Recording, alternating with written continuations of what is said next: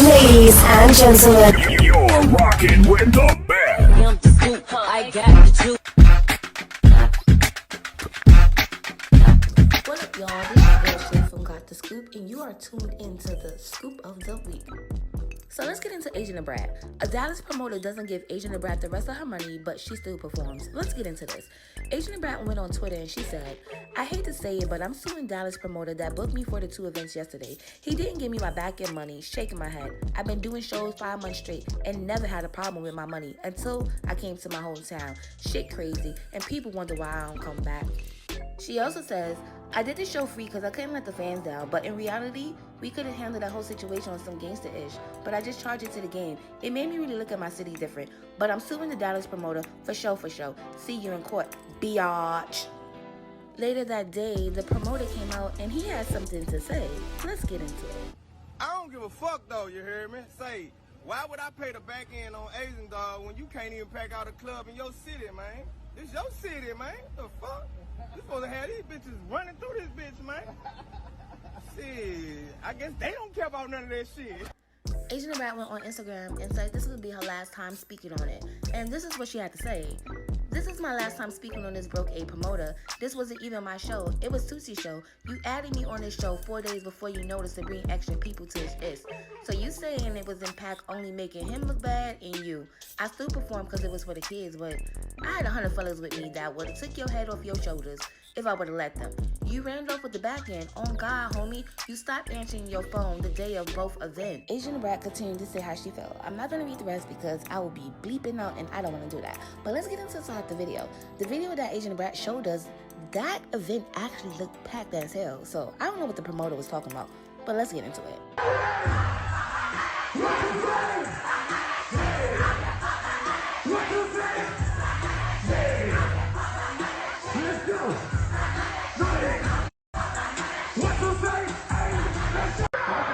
Only thing I gotta say is that promoter need to run sis her money. Run her money. The fuck is wrong with you? So, over the weekend, it was a viral video of AkbarV, Alexis Skyy, and LiraGalore getting into a little altercation. The girls didn't actually fight, but they got in a little tussle. We're about to get into that clip, then we're gonna get into AkbarV, Alexis Skyy, and LiraGalore explaining exactly what went down. Oh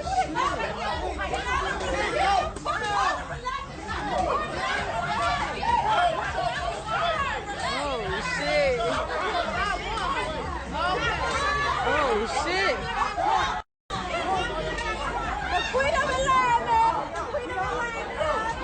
Oh my gosh. This is ghetto.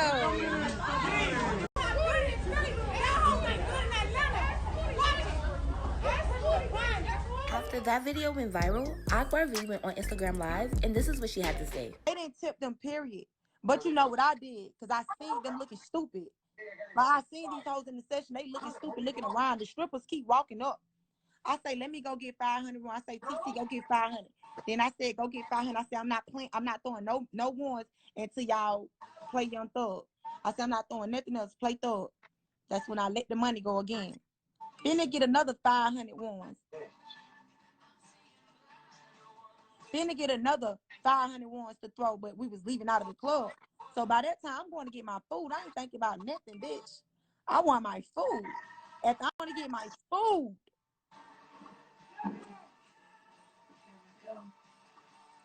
The girls say, this not my food. This is her food. And I say, no, baby, this is my food. Because I seen kids with my food right there. How did this end up to a bra and everybody on some bullshit? I don't know, but bitch, get the fuck back. Y'all get back. Bitch, I'm traumatized. I don't want nobody walking up on me. What the fuck wrong with y'all? Get the fuck back. Bitch, if I would have had a gun, I would have pulled that motherfucker out. They must not know me. I'm really fucked up in the head a little bit. I would have pulled that bitch out. Y'all hoes get back. Don't run up on me. After Akbar went live, Alexis Skyy went live as well, and this is what she had to say. You look good.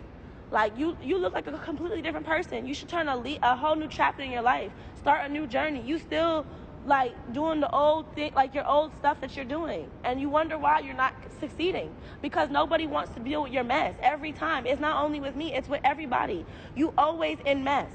And you have so much talent, so much stuff going on for you, and you keep blocking your speaking on it because it's like, I really do have love for this girl, but she always antagonizing somebody, always attacking somebody, always trying to be a bully. Stop it.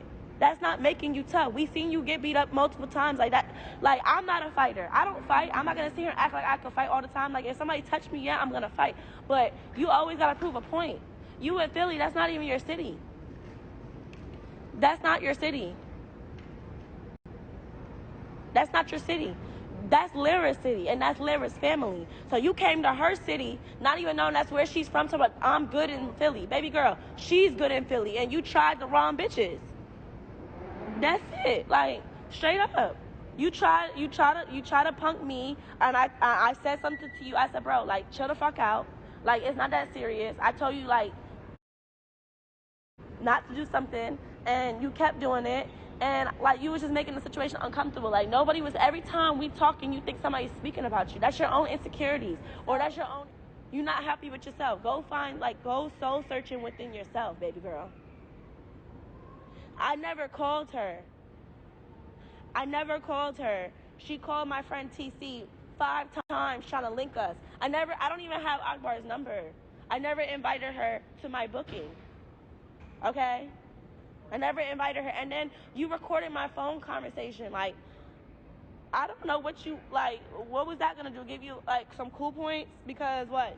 To make, oh, and I'm going to slap the shit out of you. Like, girl, like, you want me to, like, yell, but guess what?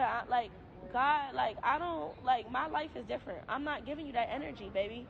You don't get that from me, baby girl. Like, you don't. I'll pray for you. I'll help you start a business. I'll help you do something, because you need to do something. Like, and I'm just really, at this point, I'm just sick of it, because, like, you're not going to have me in the headlines of the Shade Room. AkbarV then went on Twitter and said, okay, I get it. Lira said, I kept on looking at her the whole night crazy. But how? When I'm throwing money and you smoke a hookah, girl, like I said, this boils down to Lira not liking me because my best friend is Butch. You're right, you shouldn't, cuz if she was to pop off on yo, I was gonna pop on you too. That's why I tried to stop it. Akbar continued to say, Lira, I be with them chicks that get busy in Philly. Connie came out her bed at 5 in the morning ready for me to beat the chick up. Already beat the chick up you was with. Please stop the cap. And now I'm really done. And Alexis, why you didn't give me the location last night? Lira then responded and said, that girl wasn't even into me, so why are you even mentioning my name? I'm trying to defuse the situation all night. Chicks come to Philly and think it's sweet. These chicks not playing with y'all. LOL. Well, AkbarV went and said some foul things about Alexis Skyy daughter that I am not even going to repeat, and I'm not going to let you guys hear it either. Basically, this whole situation is about food and dirty looks. Somebody mistaken food and somebody thought they were getting dirty looks. This whole situation could have been talked out if you guys are grown women. Obviously not. One thing I also want to say is, Akbar, please. Like, you've been on the blogs for drama, clout chasing, and all the wrong reason. Baby, just because you're not on reality TV, you're still doing the drama on social media. Pack it up. I thought you was getting rid of social media. She's back. Damn. Child, let's get into Simon and Fallon. So, Fallon went and shared a snippet of an upcoming interview that she will be doing. And Simon went and reposted the interview with a shady caption. Basically, he's saying that she's a cheater and she's pregnant.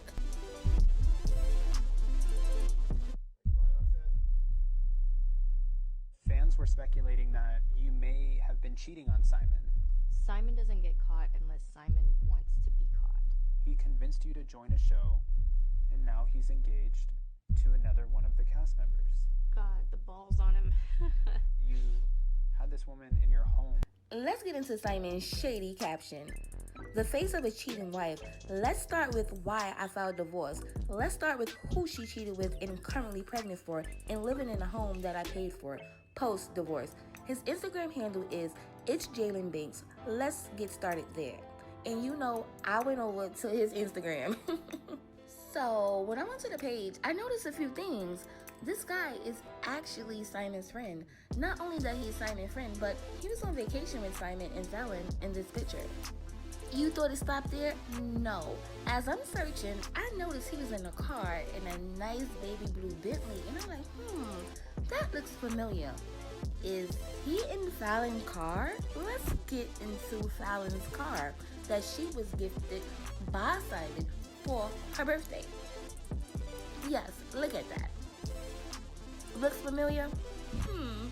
Not only that, he still have pictures of him in Simon's house, Simon next to him, and him in front of this nice private jet that we know is Simon. So I have a question, Scoopies. So, do you believe that Simon and Fallon actually planned this whole friend swapping thingy? We'll have to keep our eyes out on this because this story is getting stranger and stranger as it goes on. It's just screaming, I need another storyline. So, let's get into the last topic of the week. Word on the street is that SadaBaby is missing a finger. Yeah, you heard it right, missing a finger. A couple of months ago, he denied claims that he is missing multiple fingers, but I'm hearing he is for sure missing a finger. Let's get into this video of SadaBaby.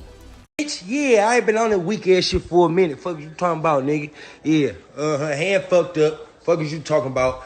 Stop calling my people asking about me. Bitch, you don't care about me. I ain't lost no 3 fingers, wasn't no motherfucking kitchen accident, none of that type of shit.